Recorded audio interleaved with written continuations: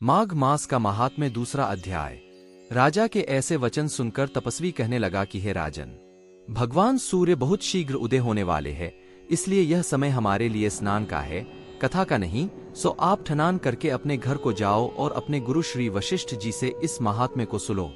इतना कहकर तपस्वी सरोवर में स्नान के लिए चले गए और ताजा भी विधिपूर्वक सरोवर में स्नान करके अपने राज्य को लौटा और टानिवास में जाकर तपस्वी की सब कथा रानी को सुनाई। तब सूत जी कहने लगे कि महाराज, राजा ने अपने गुरु वशिष्ठ जी से क्या प्रश्न किया और उन्होंने क्या उत्तर दिया, सो कहिए। संपूर्ण माघ मास पुराण क्या और महात्म्य। व्यास जी कहने लगे, हे सूत जी, राजा दिलीप ने रात्रि को सुख से सोकर प्रातः समय ही अपने गुरु वशिष्ठ जी के पास जाकर उनके चरणों को एकट प्रणाम करके तपस्वी के बताए हुए प्रश्नों को अति नम्रता से पूछा कि गुरुजी, आपले आचार, दंभ, नीति, राज्य, धर्म तथा चारों वर्णों के चारों आश्रमों की क्रियाओं, दान और उनके विधान, यज्ञ और उनकी विधियां, व्रत, उनकी प्रतिष्ठा तथा भगवान विष्णु की आराधना अनेक प्रकार से तथा विस्तार पूर्वक मुझको बतलाई। अब मैं आपसे माघ मास के स्नान के महात्म्य को सुनना चाहता हूँ। सो है तपोधन, नियम पूर्वक इसकी विधि समझाइए।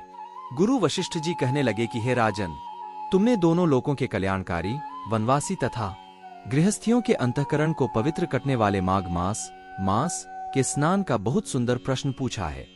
मकर राशि में सूर्य के आने पर माघ मास में स्नान का फल गो, भूमि, तिल, वस्त्र, स्वर्ण, अन्न, घोड़ा आदि दानों तथा चंदायन और भमा कुर्चवत आदि से भी अधिक होता है। वैशाख तथा कार्तिक में जप, दान, तप और यज्ञ बहुत फल देने वाले हैं, परंतु माघ मास में इनका फल बहुत ही अधिक होता है। माघ में स्नान करने वाला पुरुष राजा और मुक्ति के मार्ग को जानने वाला होता है। दिव्य दृष्टि वाले महात्माओं ने कहा है कि जो मनुष्य माघ मास में सकाम या भगवान के निमित्त नियम पूर्वक माघ मास में स्नान करता है, वह अनंत फल वाला होता है। उसको शरीर की शुद्धि, प्रीति, ऐश्वर्य तथा 8 प्रकार के फलों की प्राप्ति होती है। अदिति ने 12 वर्ष तक मकर संक्रांति में अन्न त्याग कर स्नान किया, इससे तीनों लोकों को उज्ज्वल करने वाले 12 पुत्र उत्पन्न हुए।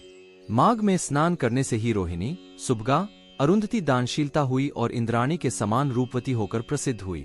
जो माघ मास में स्नान करते हैं तथा देवताओं के पूजन में तत्पर रहते हैं, उनको सुंदर स्थान, हाथी, ओट, घोड़ों की सवारी तथा दान को द्रव्य प्राप्त होता है।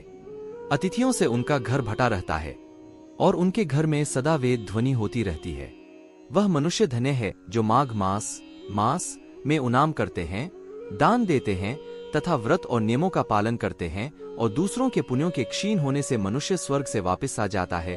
परंतु जो मनुष्य माघ मास में स्नान करता है, वह कभी स्वर्ग से वापस नहीं आता। इससे बढ़कर कोई नियम, तप, दान, पवित्र और पाप नाशक नहीं है। भृगुजी ने मणि पर्वत पर विद्याधरों को यह सुनाया था। तब ताजा ने कहा कि वहमन भृगु ऋषि ने कब अनि पर्वत पर विद्याधरों को उपदेश दिया था, सी बताइए। तब ऋषिजी कहने लगे कि राजन, एक समय 12 वर्ष तक वर्षा न होने के कारण सब प्रजा क्षीण होने के कारण संसार में बड़ी उद्विग्नता फैल गई। हिमाचल और विंध्याचल पर्वत के मध्य का देश निर्जन होने के कारण श्राद्ध, तप तथा स्वाध्याय सब कुछ छूट गए। साटा लोक विपत्तियों में फंसकर प्रजाहीन हो गया। साटा भूमंडल फल और अन्न से रहित हो गया। तब विंध्याचल से नीचे बहती हुई नदी के सुंदर वृक्षों से आच्छादित अपने आश्रम से निकलकर श्री भृगु ऋषि अपने शिष्यों सहित हिमालय पर्वत पर गए। इस पर्वत की चोटी नीली और नीचे का हिस्सा सुलहटी होने से सारा पर्वत पीतांबरधारी श्री भगवान के मध्यक्ष लगता था। पर्वत के बीच का भाग लीला और बीच बीच में कहीं कहीं सफेद स्फटिक होने से तारों से युक्त आकाश जैसी शोभा को प्राप्त होता था। रात्रि के समय वह पर्वत दीपकों की तरह चमकती हुई दिव्य औषधियों से पूरित किसी मेहेल की शोभा को प्राप्त होता था। वह पर्वत शिखाओं पर बांसुरी बजाती और सुंदर गीत गाती हुई किन्नरियों तथा केले के पत्तों की पताकाओं से अत्यंत शोभा को प्राप्त हो रहा था। यह पर्यंत नीलम, पन्ना, पुखराज तथा इसकी चोटी से निकलती हुई रंगबिरंगी किरणों से इंद्रधनुष के समान प्रतीत होता था।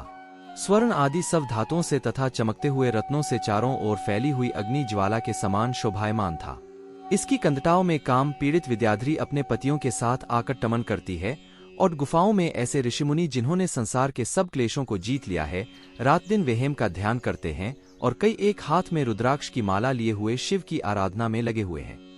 पर्वत के नीचे भागों में जंगली हाथी अपने बच्चों के साथ खेल रहे हैं तथा कस्तूरी वाले रंगबिरंगे मुगों के झुंड द्वधरुधर भाग रहे हैं। यह पर्वत सदा राजहंस तथा मोटरों से भरा रहता है। इसी कारण इसको हेमकुंड कहते हैं। यहाँ पर सदैव ही देवता, गुहक और अप्सरा निवास करते हैं। इससे पहले अगर आप चैनल पर नए हैं तो चैनल को सब्सक्राइब करें और इस परिवार का हिस्सा बने।